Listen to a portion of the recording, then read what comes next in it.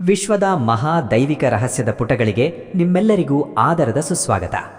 ಜಗತ್ತಿನಲ್ಲಿ ಕೆಲವರು ಮಾತ್ರ ಯಾಕೆ ಪದೇ ಪದೇ ಬೆನ್ನಿಗೆ ಚೂರಿ ಹಾಕುವಂತಹ ಮೋಸ, ವಿಶ್ವಾಸಘಾತಕತನ ಮತ್ತು ಸರಣಿ ಆಘಾತಗಳನ್ನು ಎದುರಿಸುತ್ತಾರೆ? ಇಷ್ಟೆಲ್ಲ ಒಳ್ಳೆಯತನವಿದ್ದರೂ, ರಾಜನಂತಹ ಉದಾರಿ ಗುಣವಿದ್ದರೂ ಇವರ ಬದುಕಿಗೆ ಯಾಕೆ ಈ ವಿಧಿ ಪದೇ ಪದೇ ಅಗ್ನಿಪರೀಕ್ಷೆ ಒಡ್ಡುತ್ತದೆ? ವಿಶೇಷವಾಗಿ ಸಿಂಹರಾಶಿಯವರೇ, ನನ್ನ ಜೀವನವೇ ಯಾಕಿಷ್ಟು ಕಠಿಣವಾಗಿದೆ, ಎಲ್ಲರಿಗೂ ಒಳ್ಳೆಯದನ್ನೇ ಬಯಸುವ ನನಗೆ ಯಾಕೀ ಶಿಕ್ಷೆ ಅಂತ ಎಷ್ಟೋ ಬಾರಿ ನೀವು ಒಂಟಿಯಾಡಿ ಕುಳಿತು ಕಣ್ಣೀರು ಹಾಕಿದ್ದೀರಲ್ವಾ? ನಿಮ್ಮ ಮನಸ್ಸಿನ ಆ ಕಡು ವೇದನೆ ಆ ಭಗವಂತನಿಗೆ ಕೇಳಿಸಿದೆ. ಇಂದಿನ ಈ ಮಹತ್ವದ ವಿಶ್ಲೇಷಣೆಯಲ್ಲಿ ನಾವು ಕೇವಲ ಗ್ರಹಗತಿಗಳ ಬಗ್ಗೆ ಮಾತಾಡುತ್ತಿಲ್ಲ, ಬದಲಾಗಿ ಸಿಂಹರಾಶಿಯವರು ಅನುಭವಿಸುವ ಪ್ರತಿಯೊಂದು ನೋವಿನ ಹಿಂದಿರುವ ಈ ಪ್ರಕೃತಿಯ ಅತಿ ದೊಡ್ಡ ನಿಗೂಢ ದೈವಿಕ ರಹಸ್ಯವನ್ನು ನಾವು ಸಂಪೂರ್ಣವಾಗಿ ಬಿಚ್ಚಿಡಲಿದ್ದೇವೆ. ಇದು ನಿಮ್ಮ ಜೀವನದಲ್ಲೂ ನಡೆದಿದೆಯಾ? ನೀವು ಯಾರನ್ನು ನಂಬಿ ಆಶ್ರಯ ಕೊಟ್ಟಿರೋ, ಯಾರಿಗೆ ನೀವೇ ಸ್ವತಃ ಅನ್ನ ಹಾಕಿ ಬೆಳೆಸಿದಿರೋ, ಅವರೇ ನಿಮಗೆ ಬೆನ್ನಿಗೆ ಚೂರಿ ಹಾಕಿದ್ದಾರಾ? ಇದಕ್ಕಾಗಿಯೇ ದೇವರು ನಿಮ್ಮನ್ನು ಸದಾ ಪರೀಕ್ಷಿಸುತ್ತಿದ್ದಾರಾ ಅಂತ ನಿಮಗನಿಸಿದೆಯಾ? ನೆನಪಿರಲಿ, ಈ ಕಠಿಣವಾದ ಅಗ್ನಿ ಪರೀಕ್ಷೆಗಳು ನಿಮ್ಮ ಜೀವನದಲ್ಲಿ ಸುಮ್ಮನೆ ಆಕಸ್ಮಿಕವಾಗಿ ನಡೆದಿಲ್ಲ. ಇದು ಭಗವಂತನೇ ಸ್ವತಃ ನಿಮಗಾಗಿ ಸೃಷ್ಟಿಪಡಿಸಿರುವ ಒಂದು ಮಹೋನ್ನತ ದೈವಿಕ ಸಂಕಲ್ಪ ಅಂತ ಗೊತ್ತಾದರೆ ನೀವು ಖಂಡಿತ ಆಶ್ಚರ್ಯಪಡ್ತೀರಾ. ಹೌದು, ಸಿಂಹರಾಶಿಯವರನ್ನು ಸಾಮಾನ್ಯರಂತೆ ಸೃಷ್ಟಿಸಲಾಗಿಲ್ಲ. ಇವರ ಪ್ರತಿಯೊಂದು ಹೋರಾಟದ ಹಿಂದೆಯೂ, ಪ್ರತಿಯೊಂದು ಕಣ್ಣೀರಿನ ಹನಿಯ ಹಿಂದೆಯೂ ಒಂದು ಭಾರಿ ದೊಡ್ಡ ದೈವಿಕ ಕಾರಣ ಅಡಗಿದೆ. ಅಧ್ಯಾಯ 1: ಸಿಂಹರಾಶಿಯ ದೈವಿಕ ರಹಸ್ಯ. ಸೃಷ್ಟಿಕರ್ತನು ಕೆಲವು ನಿರ್ದಿಷ್ಟ ರಾಶಿಯವರನ್ನು ಮಾತ್ರ ಯಾಕೆ ಇಷ್ಟೊಂದು ಕಠಿಣ ಹಾದಿಯಲ್ಲಿ ನಡೆಸುತ್ತಾನೆ ಅನ್ನೋದನ್ನು ವೈದಿಕ ಜ್ಯೋತಿಷ್ಯ ಬಹಳ ಸ್ಪಷ್ಟವಾಗಿ ಹೇಳುತ್ತದೆ. ಅದರಲ್ಲಿ ಸಿಂಹರಾಶಿಗೆ ಅತ್ಯಂತ ರಾಜಮನೆತನದ ಪ್ರಮುಖ ಸ್ಥಾನ. ಸಮಾಜ ಸಿಂಹರಾಶಿಯವರನ್ನು ಬಹಳಷ್ಟು ಬಾರಿ ತಪ್ಪು ತಿಳಿಯುತ್ತದೆ. ಇವರನ್ನು ಕೇವಲ ಅಹಂಕಾರಿಗಳು, ತಲೆಬಿರಿಸಿನವರು ಅಥವಾ ಪ್ರದರ್ಶನ ಪ್ರಿಯರು ಎಂದುಕೊಳ್ಳುತ್ತದೆ. ಆದರೆ ಹೊರನೋಟಕ್ಕೆ ಗಂಭೀರವಾಗಿ ಸಿಂಹದಂತೆ ಗರ್ಜಿಸುವ ರೌದ್ರಾವತಾರದಲ್ಲಿ ಕಾಣುವ ಇವರ ಅಂತರಾಳದಲ್ಲಿ ಅಪಾರವಾದ ಮುಗ್ಧತೆ, ಕರ್ಣನಂತಹ ದಾನಗುಣ ಮತ್ತು ದೈವಿಕ ಶಕ್ತಿ ಹರಿಯುತ್ತಿರುತ್ತದೆ. ಗಮನಿಸಿ, ಸಿಂಹರಾಶಿಯ ಪ್ರಧಾನ ಗ್ರಹ ಸಾಕ್ಷಾತ್ ಸೂರ್ಯದೇವ. ಗ್ರಹಗಳ ರಾಜನಾದ ಸೂರ್ಯನು ಇವರಿಗೆ ಎಂತಹ ಕಠಿಣ ಪರಿಸ್ಥಿತಿಯಲ್ಲೂ ತಲೆ ತಗ್ಗಿಸದೆ ಬಾಳುವ ರಾಜಗಾಂಭೀರ್ಯವನ್ನು ಕೊಡುತ್ತಾನೆ. ಜೊತೆಗೆ ಮಖ, ಪೂರ್ವ ಫಾಲ್ಗುಣಿ ಮತ್ತು ಉತ್ತರ ಫಾಲ್ಗುಣಿ ನಕ್ಷತ್ರಗಳ ಅಪಾರ ತೇಜಸ್ಸು, ಸ್ಥಿರ ಅಗ್ನಿತತ್ವದ ಅಪ್ರತಿಮ ಧೈರ್ಯ ಮತ್ತು ಸಾಕ್ಷಾತ್ ಗಾಯತ್ರಿ ಮಾತೆ ಹಾಗೂ ಸೂರ್ಯನಾರಾಯಣ ಸ್ವಾಮಿಯ ನೇರ ಆಶೀರ್ವಾದ ಇವರ ಮೇಲಿದೆ. ಈ ಬ್ರಹ್ಮಾಂಡದ ಮಹಾಶಕ್ತಿಗಳೇ ಸಿಂಹರಾಶಿಯವರ ಅಚಲವಾದ ಆತ್ಮಬಲಕ್ಕೆ ಮೂಲ ಕಾರಣ. ಈ ಅದೃಶ್ಯ ಶಕ್ತಿಗಳೇ ಇವರನ್ನು ಧರ್ಮದ ಹಾದಿಯಿಂದ ಎಂದಿಗೂ ವಿಚಲಿತರಾಗದಂತೆ ಕಾಯುತ್ತವೆ. ಅಧ್ಯಾಯ 2: ಅಸಾಧಾರಣ ಸಹನೆ ಮತ್ತು ಚಿನ್ನದಂತಹ ವ್ಯಕ್ತಿತ್ವ. ಇತರರು ಸಂಪೂರ್ಣವಾಗಿ ಕುಸಿದು ಬೀಳುವಂತಹ ಸನ್ನಿವೇಶಗಳಲ್ಲೂ ಸಿಂಹರಾಶಿಯವರು ಹೇಗೆ ಧೀರನಂತೆ ಅಚಲವಾಗಿ ನಿಲ್ಲುತ್ತಾರೆ ಅನ್ನೋದರ ರಹಸ್ಯ ಇಲ್ಲಿದೆ. ದೇವರು ಇವರನ್ನೇ ಆಯ್ಕೆ ಮಾಡಿರುವ ಮೊದಲನೆಯ ಮತ್ತು ಅತಿ ಮುಖ್ಯವಾದ ಕಾರಣ ಅವರಲ್ಲಿರುವ ಅಸಾಧಾರಣ ಆಂತರಿಕ ಸಹನೆ ಮತ್ತು ಶೌರ್ಯ. ಹೊರಗಿನ ಪ್ರಪಂಚದಲ್ಲಿ ಎಷ್ಟೇ ದೊಡ್ಡ ಬಿರುಗಾಳಿ ಎದ್ದರೂ ಸರಿ, ಸಿಂಹರಾಶಿಯವರು ಪ್ರದರ್ಶಿಸುವ ಮಾನಸಿಕ ಸಮತೋಲನ ಮತ್ತು ಗಂಭೀರತೆ ನಿಜಕ್ಕೂ ಬೆರಗುಗೊಳಿಸುವಂತಹದ್ದು. ಇಡೀ ಪ್ರಪಂಚವೇ ಇವರ ವಿರುದ್ಧ ನಿಂತು ಇವರನ್ನು ಒಂಟಿ ಮಾಡಲು ಪ್ರಯತ್ನಿಸಿದರು, ಕಾಡಿಗೆ ಸಿಂಹ ಒಂದೇ ರಾಜನಾಗಿರುವಂತೆ ಏಕಾಂಗಿಯಾಗಿ ನಿಂತು ಮತ್ತೆ ಸಾಮ್ರಾಜ್ಯ ಕಟ್ಟುವ ತಾಕತ್ತು ಇವರಿಗಿದೆ. ಇದು ಸಾಕ್ಷಾತ್ ಅಗ್ನಿತಾಯಿ ಮತ್ತು ಸೂರ್ಯದೇವ ಇವರಿಗೆ ನೀಡಿರುವ ದೈವಿಕ ಉಡುಗೊರೆ. ಮತ್ತು ಈ ಗುಣವು ನೇರವಾಗಿ 4ನೆಯ ಕಾರಣಕ್ಕೆ ನಮ್ಮನ್ನು ಕರೆದು ಹೋಗುತ್ತದೆ. ಅದೇ ಸ್ಥಿರತೆಯ ಮನೋಭಾವ. ಕಷ್ಟಗಳು ಬಂದಾಗ ಇತರರು ಗಾಬರಿಯಿಂದ ಕೈಚೆಲ್ಲಿ ಕುಳಿತರೆ, ಸಿಂಹರಾಶಿಯವರು ಅತ್ಯಂತ ಪ್ರಾಯೋಗಿಕವಾಗಿ ಯೋಚಿಸುತ್ತಾರೆ. ಇವರು ಕೇವಲ ಕುಳಿತು ಕನಸು ಕಾಣುವವರಲ್ಲ. ಎಷ್ಟೇ ಕಠಿಣ ವಾಸ್ತವಗಳಿದ್ದರೂ ಅವುಗಳನ್ನು ಧೈರ್ಯದಿಂದ ಎದುರಿಸಿ ಬಿಕ್ಕಟ್ಟುಗಳನ್ನು ಪರಿಹರಿಸುವ ನಿಜ ಪ್ರಪಂಚದ ಸಾಧಕರು ಇವರು. ಸ್ವಯಂ ನಿಯಂತ್ರಣ. ಸಿಂಹರಾಶಿಯವರ ಅಪ್ರತಿಮ ಸ್ವಯಂ ನಿಯಂತ್ರಣವು ಶತ್ರುಗಳನ್ನು ನಡುಗಿಸುತ್ತದೆ ಮತ್ತು ಪ್ರೀತಿಪಾತ್ರರನ್ನು ರಕ್ಷಿಸುತ್ತದೆ. ಮೌನ ಮತ್ತು ಪ್ರತಿದಾಳಿ. ಹೌದು, ತಮ್ಮ ಬೆನ್ನಿಗೆ ಗೋಡೆ ಒರಗಿದಾಗ ಅಂತಿಮ ಕ್ಷಣದಲ್ಲಿ ತೋರುವ ಆ ಮೌನ ಮತ್ತು ಪ್ರತಿದಾಳಿಯ ಶಕ್ತಿ ಇದೆಯಲ್ಲ, ಅದು ಶತ್ರುಗಳಲ್ಲಿ ಅಕ್ಷರಶಃ ನಡುಕ ಹುಟ್ಟಿಸುತ್ತದೆ.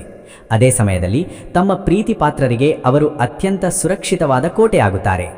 ಅಧ್ಯಾಯ 3: ಅದ್ಭುತ ಅಂತಃಪ್ರೇರಣೆ ಮತ್ತು ನಿಷ್ಕಲ್ಮಶ ಪ್ರಾಮಾಣಿಕತೆ. ಇದರ ಅರ್ಥವೇನು ಗೊತ್ತಾ? ಯಾರಾದರೂ ಒಂದು ಮಾತು ಆಡುವ ಮುನ್ನವೇ ಅವರು ಸುಳ್ಳು ಹೇಳುತ್ತಿದ್ದಾರೆ, ಸ್ವಾರ್ಥಕ್ಕಾಗಿ ನಿಮ್ಮ ಬಳಿ ಬಂದಿದ್ದಾರೆ ಅಂತ ನಿಮಗೆ ಕ್ಷಣ ಮಾತ್ರದಲ್ಲಿ ಗೊತ್ತಾಗಿದೆಯಾ? ಇದು ಈ ರಾಶಿಯವರ ಮತ್ತೊಂದು ಬೆರಗುಗಳಿಸುವ ದೈವಿಕ ರಹಸ್ಯ. ಕಣ್ಣಿಗೆ ಕಾಣಿಸದ ಒಂದು ಅದ್ಭುತ ಶಕ್ತಿ ಸದಾ ಇವರನ್ನು ಕಾಯುತ್ತಿರುತ್ತದೆ. ಇದವೇ 3ನೆಯ ಕಾರಣ: ತೀಕ್ಷ್ಣವಾದ ಅಂತಃಪ್ರೇರಣೆ, ಸಿಕ್ಸ್ತ್ ಸೆನ್ಸ್. ಪ್ರಪಂಚದಲ್ಲಿ ಎಷ್ಟೋ ಜನ ಒಳ್ಳೆಯವರಂತೆ ಮುಖವಾಡ ಧರಿಸಿ ನಿಮ್ಮಿಂದ ಸಹಾಯ ಪಡೆಯಲು ನಟಿಸುತ್ತಾರೆ. ಆದರೆ ಸಿಂಹರಾಶಿಯವರ ಸೂಕ್ಷ್ಮ ಕಣ್ಣುಗಳ ಮುಂದೆ ಆ ಮುಖವಾಡಗಳು ಕ್ಷಣಾರ್ಧದಲ್ಲಿ ಕಳಚಿ ಬೀಳುತ್ತದೆ. ಯಾರು ಮೋಸಗಾರರು ಎನ್ನುವುದನ್ನು ಭಗವಂತನು ಮುಂಚಿತವಾಗಿಯೇ ಒಳ ಅರಿವಿನ ಮೂಲಕ ಇವರಿಗೆ ಎಚ್ಚರಿಸುತ್ತಾನೆ. ಇದು ಪ್ರಕೃತಿ ಇವರಿಗೆ ನೀಡಿರುವ ದೈವಿಕ ರೇಡಾರ್. ಈ ರೇಡಾರ್ ನೇರವಾಗಿ 5ನೆಯ ಕಾರಣವನ್ನು ಜಾಗೃತಗೊಳಿಸುತ್ತದೆ. ಅದೇ ಪ್ರಾಮಾಣಿಕತೆ ಮತ್ತು ನಿಷ್ಠೆ. ಸಿಂಹರಾಶಿಯವರಿಗೆ ಸತ್ಯ ಸ್ಪಷ್ಟವಾಗಿ ಗೋಚರಿಸುವುದರಿಂದ ಅವರು ಎಂದಿಗೂ ಕಟು ಸತ್ಯವನ್ನು ಮುಖಕ್ಕೆ ಹೊಡೆದ ಹಾಗೆ ಹೇಳಲು ಹಿಂಜರಿಯುವುದಿಲ್ಲ.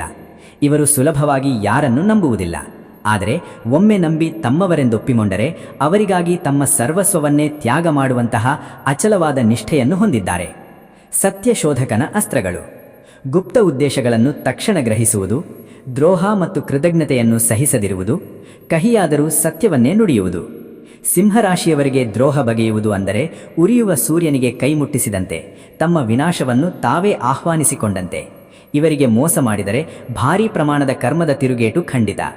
ಇವರು ಆ ನೋವನ್ನು ಮರೆತು ಮಹಾದಾನಿಯಂತೆ ಸುಮ್ಮನಾದರು ಸೃಷ್ಟಿಕರ್ತನು ಆ ದ್ರೋಹಿಗಳಿಗೆ ತಕ್ಕ ಪಾಠ ಕಲಿಸಿಯೇ ತೀರುತ್ತಾನೆ. ಅಧ್ಯಾಯ 4: ಕಠಿಣ ಶ್ರಮದ ಮರುಹುಟ್ಟು ಮತ್ತು ಆಧ್ಯಾತ್ಮಿಕತೆ. ಈಗ ನಾವು ಅತ್ಯಂತ ನಿಗೂಢವಾದ ರೋಮಾಂಚಕ ಹಂತಕ್ಕೆ ತಲುಪಿದ್ದೇವೆ. ಜೀವನದಲ್ಲಿ ಎಲ್ಲವೂ ಮುಗಿದು ಹೋಯಿತು, ಇನ್ಮೇಲೆ ಏನೂ ಉಳಿದಿಲ್ಲ ಅಂದುಕೊಂಡಾಗ ನಡೆಯುವ ಚಮತ್ಕಾರಿಕ ಮರುಹುಟ್ಟಿನ ಅಧ್ಯಾಯ ಇದು.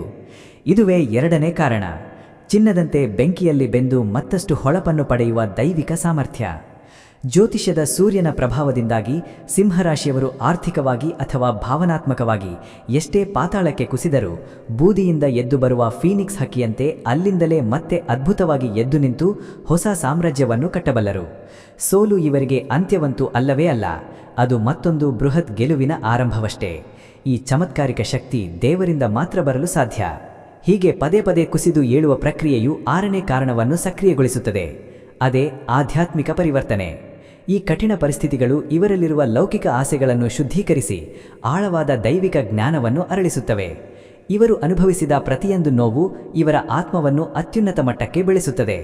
ಸಿಂಹರಾಶಿಯವರು ಕೇವಲ ಭೌತಿಕ ಲಾಭಗಳಿಗಾಗಿ ಬದುಕುವರಲ್ಲ ಅನ್ನೋದು ಇದರಿಂದ ಸ್ಪಷ್ಟವಾಗುತ್ತದೆ. ಜೀವನದ ಆ ಘೋರ ಅನುಭವಗಳೇ ಅವರನ್ನು ಲೌಕಿಕತೆಯಿಂದ ದೂರ ಸೆಳೆದು ಸಾರ್ವತ್ರಿಕ ಸತ್ಯದ ಮಾರ್ಗದರ್ಶಕರನ್ನಾಗಿ ಹಾಗೂ ದೈವಿಕತೆಯ ನೈಜ ಪ್ರತಿನಿಧಿಗಳನ್ನಾಗಿ ಪರಿವರ್ತಿಸುತ್ತವೆ. ಅಧ್ಯಾಯ 5: 7ನೇ ರಹಸ್ಯ: ಜಗತ್ತಿನ ಪಾಲಕರು. ನಾವೀಗ ಈ ವಿಶ್ಲೇಷಣೆಯ ಅತ್ಯಂತ ನಿರ್ಣಾಯಕ ಘಟ್ಟದಲ್ಲಿದ್ದೇವೆ. ಇಷ್ಟೆಲ್ಲ ಕಷ್ಟಗಳನ್ನು ಸಿಂಹರಾಶಿಯವರೇ ಯಾಕೆ ಅನುಭವಿಸಬೇಕು? ಭಗವಂತ ಇವರನ್ನೇ ಯಾಕೆ ಆರಿಸಿಕೊಂಡಿದ್ದಾನೆ? ಆ ಅಂತಿಮ ಮತ್ತು ಅತಿ ದೊಡ್ಡ ರಹಸ್ಯ ಈಗ ನಿಮ್ಮ ಮುಂದೆ ತೆರೆದುಕೊಳ್ಳುತ್ತಿದೆ. ಇದು ನಿಜಕ್ಕೂ ಉಸಿರು ಬಿಗಿ ಹಿಡಿಯುವಂತಹ ಕ್ಷಣ. 7ನೇ ಮತ್ತು ಅತ್ಯಂತ ಶಕ್ತಿಶಾಲಿ ಕಾರಣ: ಸಿಂಹರಾಶಿಯವರು ಬೇರಾರೂ ಅಲ್ಲ, ಈ ಜಗತ್ತಿನ ರಕ್ಷಕರು ಮತ್ತು ಉದಾತ್ತ ನಾಯಕರು. ಧರ್ಮವನ್ನು, ಸತ್ಯವನ್ನು ಮತ್ತು ತಮ್ಮನ್ನು ನಂಬಿದ ದುರ್ಬಲರನ್ನು ರಕ್ಷಿಸಲು ಭಗವಂತನು ಇವರನ್ನು ಕಷ್ಟಗಳ ಅಗ್ನಿಕುಂಡದಲ್ಲಿ ಬೇಯಿಸಿ ವಜ್ರದಂತಹ ದೃಢ ಮನಸ್ಸಿನ ನಾಯಕರನ್ನಾಗಿ ರೂಪಿಸುತ್ತಿದ್ದಾನೆ. ತಮ್ಮ ಸ್ವಂತ ನೋವುಗಳನ್ನು ಮರೆತು ಅನ್ಯಾಯದ ವಿರುದ್ಧ ಕಠಿಣವಾಗಿ ನಿಲ್ಲುವ ಇವರ ಆ ನಿಸ್ವಾರ್ಥ ಗುಣವೇ ಇವರನ್ನು ದೇವರ ಅಚ್ಚುಮೆಚ್ಚಿನ ಸೇನಾನಿಗಳನ್ನಾಗಿ ಮಾಡಿದೆ.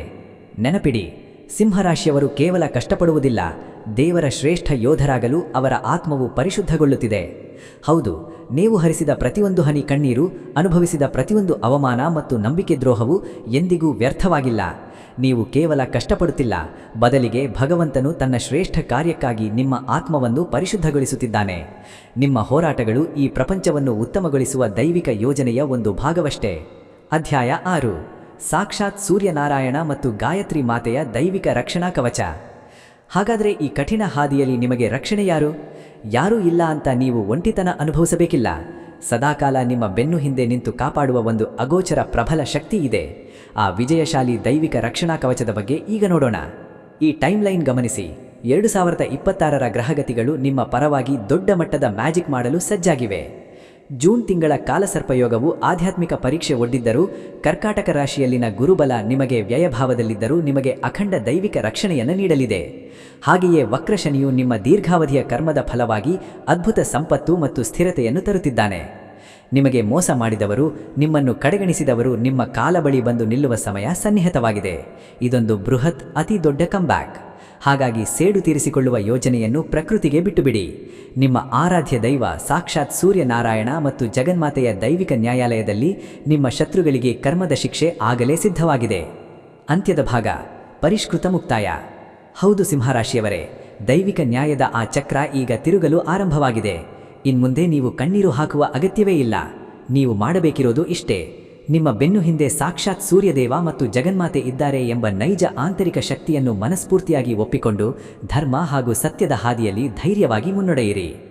ನೆನಪಿರಲಿ, ಸಿಂಹರಾಶಿಯವರು ಕತ್ತಲೆಯಲ್ಲಿ ಕರಗಿ ಹೋಗುವ ಸಾಮಾನ್ಯ ಜೀವಿಗಳಲ್ಲ. ನೀವು ಈ ಸೃಷ್ಟಿಕರ್ತನ ವಿಶೇಷ ಜಗದ್ಗುಪ್ತ ಶಸ್ತ್ರಾಸ್ತ್ರಗಳು, ಪ್ರಕಾಶಮಾನವಾದ ಸೂರ್ಯ ಕಿರಣಗಳು. ನಿಮ್ಮ ಮೇಲಿರುವ ಆ ದೈವಿಕ ಕೃಪೆಯನ್ನು ಮತ್ತು ನಿಮ್ಮ ಜನ್ಮ ರಹಸ್ಯವನ್ನು ನೀವು ಇಂದಿನಿಂದ ಹೆಮ್ಮೆಯಿಂದ ಒಪ್ಪಿಕೊಳ್ಳಲೇಬೇಕು. ಈ ಆಳ ವಿಶ್ಲೇಷಣೆ ನಿಮ್ಮ ಆತ್ಮವಿಶ್ವಾಸವನ್ನು ಮತ್ತು ನಿಮ್ಮಲ್ಲಿ ಮಲಗಿದ್ದ ಆಂತರಿಕ ಚೇತನವನ್ನು ಜಾಗೃತಗೊಳಿಸಿದ್ದರೆ ಈಗಲೇ ಆ ದೈವಿಕ ಶಕ್ತಿಗೆ ಗೌರವ ಸಲ್ಲಿಸಿ. ಈ ಕ್ಷಣವೇ ಕಮೆಂಟ್ ಬಾಕ್ಸ್ನಲ್ಲಿ ನಾನು ಸಿಂಹರಾಶಿಯವನು ಅಥವಾ ನಾನು ಸಿಂಹರಾಶಿಯವಳು ಎಂದು ಹೆಮ್ಮೆಯಿಂದ ಬರೆಯುವ ಮೂಲಕ ಈ ಇಡೀ ಜಗತ್ತಿಗೆ ನಿಮ್ಮ ನೈಜ ರಾಜ ವೈಭವದ ಶಕ್ತಿಯನ್ನು ಸಾರಿ ಸಾರಿ ಘೋಷಿಸಿ. ಭಗವಂತನು ನಿಮಗೆ ಸದಾ ಒಳ್ಳೆಯದನ್ನು ಮಾಡಲಿ. ಎಲ್ಲರಿಗೂ ಧನ್ಯವಾದಗಳು. ಶುಭಮಂಗಲಂ. ನಿಮ್ಮ ಜಾತಕ ಗೊತ್ತಿಲ್ಲದೆ ಜೀವನದ ಚಿಂತೆ ಮಾಡ್ತಾ ಇದ್ದೀರಾ? ಅನೇಕ ಜ್ಯೋತಿಷರಲ್ಲಿ ಕೇಳಿ ಹಣ ನೆಮ್ಮದಿ ಕಳೆದುಕೊಂಡಿದ್ದೀರಾ? ಚಿಂತೆ ಬಿಡಿ, ನಿಮ್ಮ ಮುಂದಿನ ಜೀವನದ ಬಗ್ಗೆ ನೀವೇ ತಿಳಿದುಕೊಳ್ಳುವ ಸುವರ್ಣಾವಕಾಶ. ಕೇವಲ 499 ರೂಪಾಯಿಗೆ ನಿಮ್ಮ ಸಂಪೂರ್ಣ ಜನ್ಮ ಜಾತಕ ನಿಮ್ಮ ಕೈಯಲ್ಲಿ. ಈ ಜಾತಕದಲ್ಲಿ ನಿಮ್ಮ ವಿದ್ಯಾಭ್ಯಾಸದ ಬಗ್ಗೆ, ಉದ್ಯೋಗ, ಮದುವೆ, ಹಣಕಾಸಿನ ಸಮಸ್ಯೆಗಳ ಬಗ್ಗೆ, ಆಸ್ತಿ ವಿಚಾರಗಳ ಬಗ್ಗೆ, ಆರೋಗ್ಯ ಸಮಸ್ಯೆಗಳ ಬಗ್ಗೆ, ದಾಂಪತ್ಯ ಕಲಹಗಳ ಬಗ್ಗೆ, ನಿಮಗಿರುವ ತೊಂದರೆಗಳೇನು, ಅದಕ್ಕೆ ಪರಿಹಾರಗಳೇನು, ಜಾತಕದಲ್ಲಿ ಯಾವ ಯಾವ ಯೋಗಗಳಿದೆ, ನಿಮಗಿರುವ ದೋಷಗಳಿಗೆ ಪರಿಹಾರಗಳೇನು ಎನ್ನುವಂತಹ ಸಮಗ್ರ ಮಾಹಿತಿ ಈ ನಿಮ್ಮ ಜನ್ಮ ಜಾತಕದಲ್ಲಿರುತ್ತದೆ. ಈ ಜಾತಕ ನಿಮಗೆ ಅರ್ಥವಾಗುವಂತಹ ರೀತಿಯಲ್ಲಿ ನಿಮ್ಮದೇ ಭಾಷೆಯಲ್ಲಿ ಪಡೆಯಬಹುದು. ಈ ಜಾತಕ 80ರಿಂದ 90 ಪುಟಗಳು ಹೊಂದಿರುತ್ತವೆ. ಕೇವಲ 15 ನಿಮಿಷಗಳಲ್ಲಿ ನಿಮ್ಮ ವಾಟ್ಸ್ಆಪ್ ಸಂಖ್ಯೆಗೆ PDF ಫೈಲ್ನ ಮೂಲಕ ಕಳುಹಿಸಲಾಗುತ್ತದೆ. ಈಗಲೇ ನಿಮ್ಮ ಜನ್ಮ ಜಾತಕವನ್ನ ಪಡೆಯಲು ಹಾಗೂ ಗುರುಜಿಯವರ ಸಲಹೆಗಳನ್ನ ಪಡೆಯಲು ನಮ್ಮ ವಾಟ್ಸ್ಆಪ್ ಸಂಖ್ಯೆಗೆ ಜಾತಕ ಎಂದು ಮೆಸೇಜ್ ಮಾಡಿ ನಿಮ್ಮ ಭವಿಷ್ಯದ ಕನ್ನಡಿಯನ್ನ ಪಡೆದುಕೊಳ್ಳಿ. ಕೇವಲ 499 ರೂಪಾಯಿಗೆ ನಿಮ್ಮ ಸಂಪೂರ್ಣ ಜನ್ಮ ಜಾತಕ ನಿಮ್ಮ ಕೈಯಲ್ಲಿ.